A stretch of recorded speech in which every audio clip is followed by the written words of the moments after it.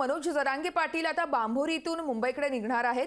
दुपारी 12 वाजता जरांगे पाटील हे मुंबईच्या दिशेने रवाना होतील। तर जरांगे पाटील यांनी खरं तर सागर बंगल्यावरती येण्याचा निर्धार केल्याचं पाहायला मिळतंय। त्या अनुषंगानेच जरांगे पाटील दुपारी 12 वाजता मुंबईच्या दिशेने कूच करतील।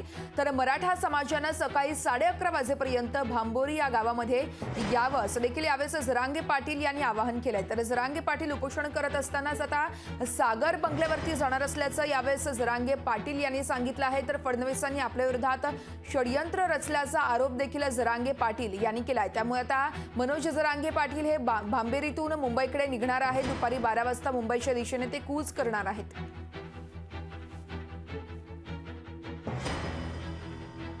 या संदर्भातली अधिकची माहिती जाणून घेऊयात। आमचे प्रतिनिधी सुधाकर जाधव आपल्यासोबत लाईव्ह जोडले जात आहेत। सुधाकर, आपण पाहतोय जरांगे पाटील सध्या बांभोरी या ठिकाणी आहेत आणि ते मुंबईकडे 12 वाजता कूच करतील। सध्याचे अपडेट काय मिळत आहेत?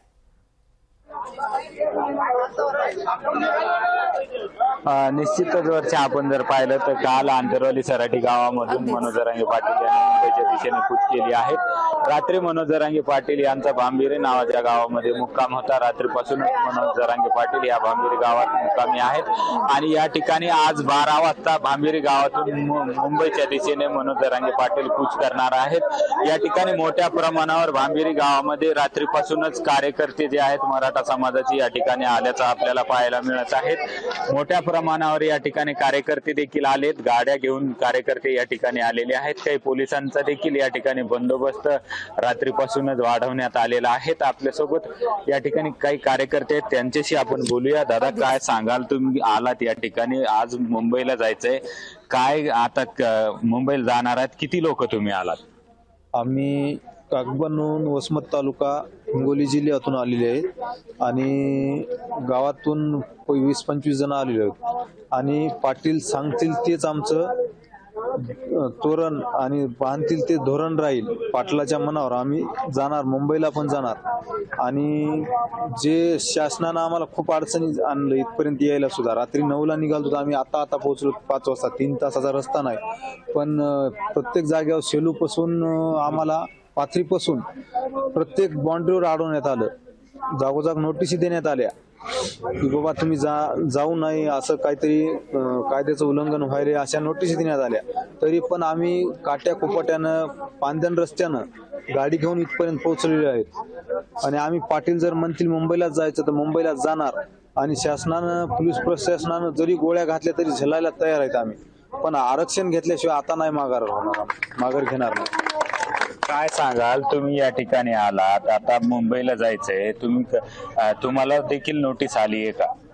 नोटीस आम्हाला दिली आहेत, पाथरीला सह्या घेतल्या, आम्ही जाणार मुंबईला जाणार। शासनानं आमची फसवणूक केली, उधळला GR काढलेलं नाही, बरोबर स्पेशल फसवणूक झाली आमची। निश्चितच या ठिकाणी अनेक मराठा समाजाच्या कार्यकर्त्याला नोटीस दिली जाते। तुम्ही आलात, कुठून आलात, किती लोक आहेत तुमच्या सोबत, तुम्हाला देखील नोटीस आली आहे का? नोटीस मध्ये काय म्हणणं आहे? मी उमरगाव इथून आलेलो आहे। मी कालच पाटलासोबत बैठक होणे आणि सोबतच आहे त्यांच्या। नोटीस वगैरे हे कसं आहे, शासनाचं दाबण्याचं काम आहे खरं पाहिलं म्हणजे। मराठी निघाले तिकडं बांभोरीकडे, एक प्रकारे लोकांना दाबण्यासाठी नोटीस काढलेले आहेत। अशा प्रकारे काही बी एखाद्या वेळेस ज्यावेळेस लोकांना काहीतरी आंदोलन करायचं असतं, रस्ता रोको करायचं असतं, त्यावेळेस अगोदर शासन काय करतं, 149च्या नोटिसा देते, म्हणजे एक त्यांच्या प्रकारे ते त्यांची बाजू हे करतात। पण लोकांनी या नोटिशीला बळी न पडता किंवा नोटिशीला न दबावता जेवढ्या संख्येने तुम्ही मराठा बांधव इकडे बांभोरीकडे येणार तेवढ्या संख्येने इथले पोलीस कमी होत जाणार। विषय असा झालाय, आज पोलीस कमी जास्त असले आणि लोक कमी असल्यामुळे पोलीस इथे थांबलेत, पण उद्या जर इथं लाखोच्या संख्येने आज लोक इथं आले की हे पोलीस हळूहळू निघून जात असतात। त्यामुळे नोटिशीला जुमानू नका, कशाला जुमानू नका। शासनाचं कामच आहे, शासनाकडे आदेश आहे, त्यांचं सरकार आहे, ते नोटीस देते, गुन्हे टाकते, मारते, काय करायचं। आपला अधिकार आहे, आपली लोकशाही आहे, आपण कसल्या प्रकारच्या हातात दगड न घेता, कोणाला त्रास न करता पाटील सांगते त्यांच्या मागे फक्त उभा राहायचंय। हे बघा, लोकशाही डोक्याला महत्व आहे। जेवढे जास्त डोके असतील तेवढा जास्त दबाव असतो आणि तेवढे जास्त डोके जेवढा जास्त मराठा समाज इकडे येणार तेवढा जास्त पाटलाचं वजन वाढणार. त्यामुळे पाटलाचं वजन जर वाढवायचं असेल तर या नोटीसी वगैरे हे चिल्लर काम आहेत, याला काही जुमानू नका. सरळ तुम्ही इकडे या. आणि आपण काही कोणावर अन्याय अत्याचार करत नाहीत किंवा खरंच म्हणजे कायदा व सुव्यवस्था बिघडण्याचं काम करणार नाही. आपण एकदम खेड्यापाड्याच्या रस्त्यानं मुंबईकडे जाणार आहोत आणि अशा गोष्टीने जाणार आहोत जिथं आपल्या कोणाच्या लोकांना त्रास झाला नाही पाहिजे. फक्त आपली रास्त मागणी तेवढी मागणी करण्यासाठी जाणार. आणि तुम्हीच आदेश दिला होता ना, आदेश तुम्हीच दिला होता. तुम्ही जे फक्त काय झालं, अंमलबजावणी करायची राहिली म्हणजे तुम्हीच करायचं आणि तुम्हीच खोटं बोलायचं. मग त्या विरोधात आम्ही तर आवाज उठवणारच ना. आम्हाला अधिकार आहे ना, लोकशाही. आम्ही बरं करोडोच्या संख्येने मराठी वाशीत गेले होते, त्यांच्यावर तुम्ही वापस येण्यासाठी आदेश काढला. आता पुन्हा मराठी तिकडे जावा नाही म्हणून नोटीस काढायला लागलेत ना. नोटीस काढायला लागले, अशा गोष्टी करले. याला मराठी जुमानणार नाही. आणि मराठी आता तुम्ही घरून सुटा. तुम्ही सुटल्याशिवाय, तुम्ही इथं लाखोच्या करोडोच्या संख्येनं जमल्याशिवाय हे पुन्हा एकदा आंदोलन पहिल्यासारखं मराठा मुंबई होणार नाही. आणि ह्या बाबतीत निश्चित राहा. ते काय पोलीस बांधव ते असतील, त्यांना शासनाचे आदेश आहेत ते पाळावे लागतील. पोलिसांचा एवढा काही इथे विषय नाही. फक्त आपण मराठी जेवढे जास्त संख्येने इथे येणार तेवढा हा विषय पुढचा पुढे होत राहणार. तुम्ही जावा नाही म्हणून हा विषय चालू आहे फक्त. निश्चितच आपण जर पाहिलं तर वर्षा या ठिकाणी रात्रीपासूनच हजारो मराठा समाज बांधव या ठिकाणी भांबिरी गावामध्ये दाखल झालेले आहेत. काही या ठिकाणी आंदोलकांना नोटीस देखील देण्यात आली आहे. मात्र नोटीसला न जुमानता या भांबिरी गावामध्ये मराठा आंदोलक या ठिकाणी आलेत आणि मनोज जरांगे पाटला सोबत ते या ठिकाणीहून 12 वाजता मुंबईच्या दिशेने कूच करणार निश्चितच सुधाकर, आपण बोललं पाहतोय जातंय. खरं तर वर्षा, मोठ्या संख्येने त्या ठिकाणी मराठा समाज बांधव एकवटले आहेत. यावेळेसचं नियोजन नेमकं कसं असणार आहे?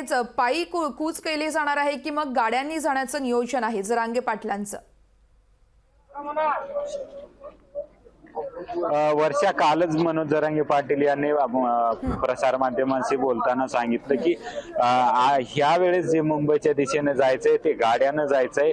पायी जाताना खूप त्रास होतोय. मराठा समाज बांधव मोठ्या प्रमाणावर रॅलीत असतात, त्यांच्या सोबत या ठिकाणी असतात आणि पायी जात असताना सगळ्यांना त्रास होतोय. पायी जाणं शक्य नाहीये आणि पायी जायला जास्त दिवस जाते. त्यामुळं गाड्यानं आज 12 वाजता भांबिरी गावातून मनोज जरांगे पाटील आणि त्यांच्यासोबत आंदोलक मुंबईच्या दिशेने रवाना होणार आहे.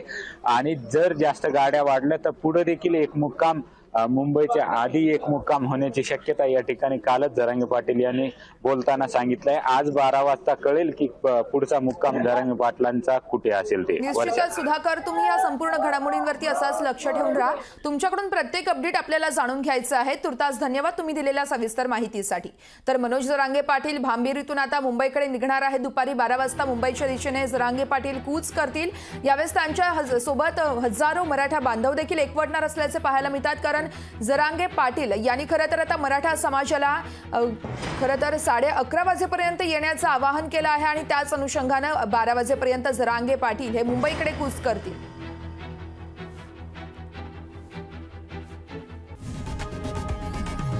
लोकशाही मराठी ऐका, पहा, जागरूक रहा.